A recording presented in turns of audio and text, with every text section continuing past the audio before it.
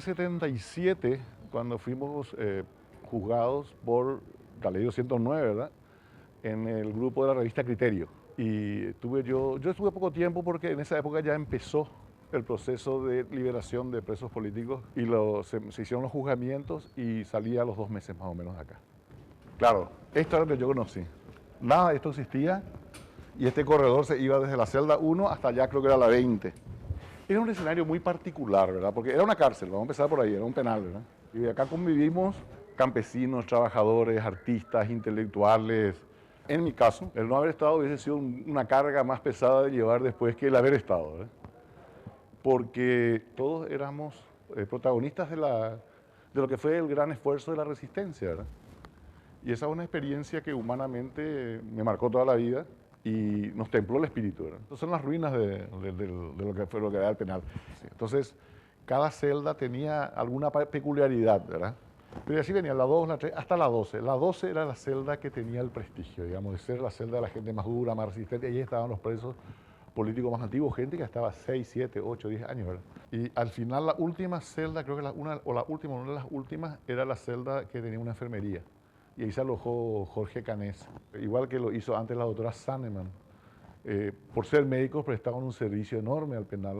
Bueno, y había otra celda donde estaba la gente que venía por UPM, acá estaba Miguel López Perito, por ejemplo, estaba Melquiades Alonso, estaba Guillermina Kalunikov, estaba Celsa Ramírez, estaban los hermanos Corsino y Constantino Coronel, ¿verdad? Sí, esta es la parte vieja del edificio, ¿verdad? Y acá la celda, y acá se ve lo que te decía, se reforzaban con hormigón armado las paredes y se le puso esto de cielo raso, digámoslo así, ¿verdad? Ahora, la verdad que vengo ahora después de 30 años más o menos. Stroessner sube de presidente de la República cuando yo estaba en el primer grado del colegio. Y la primera palabra que yo escuché política fue la palabra Stroessner. Que un tío mío le preguntó así, dijo, ¿y quién es lo que es Stroessner? Y salió otro tío, que yo le considero un gran analista político, dijo, ese es un militar que no va a durar ni 3 meses. Estamos hablando de 1954. Un militar que no va a durar ni 3 meses, duró 35 años. Pero yo creo que lo que había en esa época era una combinación de varios conflictos. Uno y el más básico era la tremenda resistencia y la lucha por la libertad, ¿verdad? Que era una cuestión, una demanda básica. Y una época muy ideologizada, ¿verdad? O sea, donde las ideologías funcionaban como grandes ordenadores de la acción, digamos, ¿verdad? O de la actuación. Y de repente en un momento determinado la dictadura percibe la actividad cultural como una actividad peligrosa políticamente o amenazante políticamente y clausura el Teatro Cero antes que empiece casi. Por una obra que la dictadura entendió como una metáfora al autoritarismo.